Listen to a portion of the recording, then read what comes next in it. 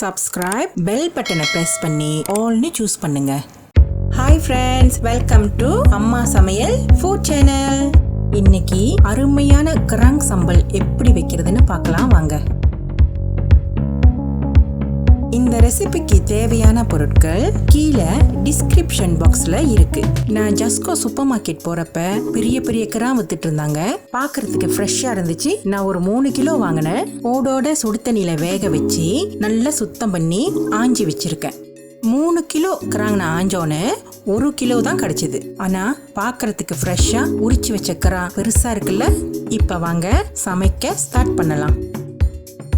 சம்பலுக்கு தேவையான எண்ணெய் ஊற்றி வெட்டின வெங்காயத்தை சேர்த்துக்குங்க. நான் இங்க 2 பெரிய வெங்காயத்தை வெட்டி சேர்த்துருக்கேன்.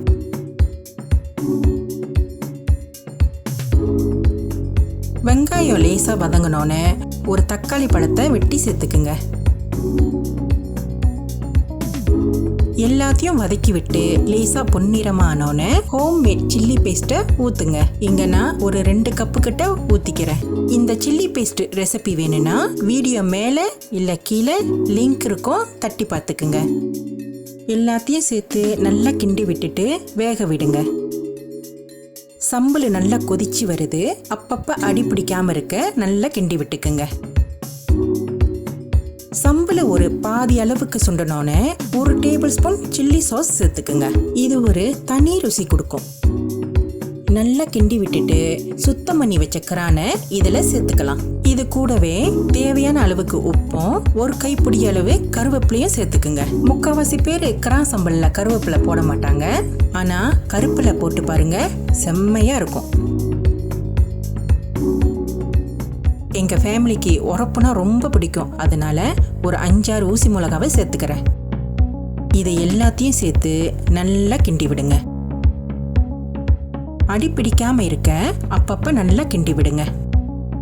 இந்த கராங் சம்பல் எண்ணெய் பிரிஞ்சு நல்லா சுண்டி வரணும். ட்ராயாவும் இல்லாம கிரேவியாவும் இல்லாம கொஞ்சம் வறுவல் மாதிரி எடுக்க போறேன். இங்க பாருங்க, எண்ணெய் நல்லா பிரிஞ்சு வந்துகிட்டு இருக்கு.